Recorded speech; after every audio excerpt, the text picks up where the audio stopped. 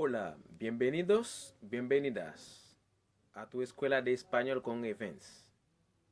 Hoy vamos a hablar cómo decir ganas.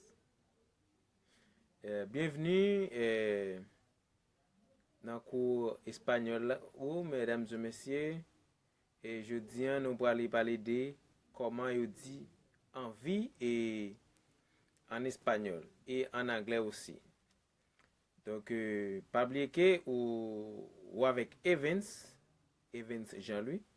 Et, avant que nous continuions, je demande pour que nous soyons capables d'inscrire sur channel là, afin que nous soyons capables toujours jouer une vidéo chaque fois que moi la gueule. Pues,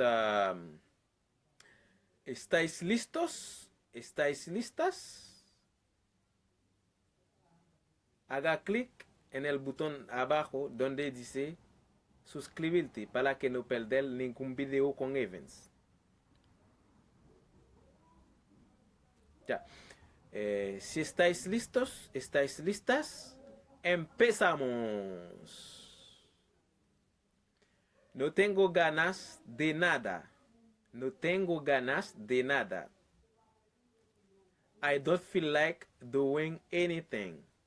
I don't feel like doing anything. Mwen pa gen anvi fè anyen. Mwen pa gen anvi fè anyen. I don't feel like doing anything. No tengo ganas de hacer nada. Or no tengo ganas de nada. Ya. Me muero de ganas de ir a Venezuela, a Haití, a Estados Unidos. ¿Ok? No tengo ganas de ir. Me muero de ganas de ir a Estados Unidos. ¿Ok? Es decir, I am dying to go to United States. I am dying to go to United States. I am dying to go to Haiti. Alright? So, mwen senti se mwen anvi, e kom si mwen anvi ale Haiti, mwen anvi ale Etats-Unis, mwen anvi ale Canada, mwen anvi ale en France. I am dying to go to United States. I am dying to go to Haiti. Alright, so tengo ganas de verte pronto. Tengo ganas de verte pronto. Alright, so I am looking forward to seeing you. I am looking forward to seeing you. Es decir, tengo ganas de verte pronto. Alright, so en créole, se dice mwen anvi weo. Mwen anvi wou mba kapab ankon mba itan. So m telman anvi wou mba itan. Ok? Ya, mis amigos, amigas de Escuela Inglés, Francés con Evans, ya sabéis cómo usar, cómo decir ganas en inglés, en español, en creol. Ya.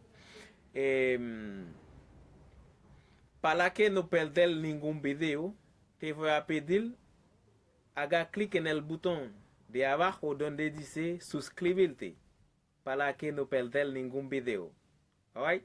So, espero que nos vemos en el próximo video con Evans.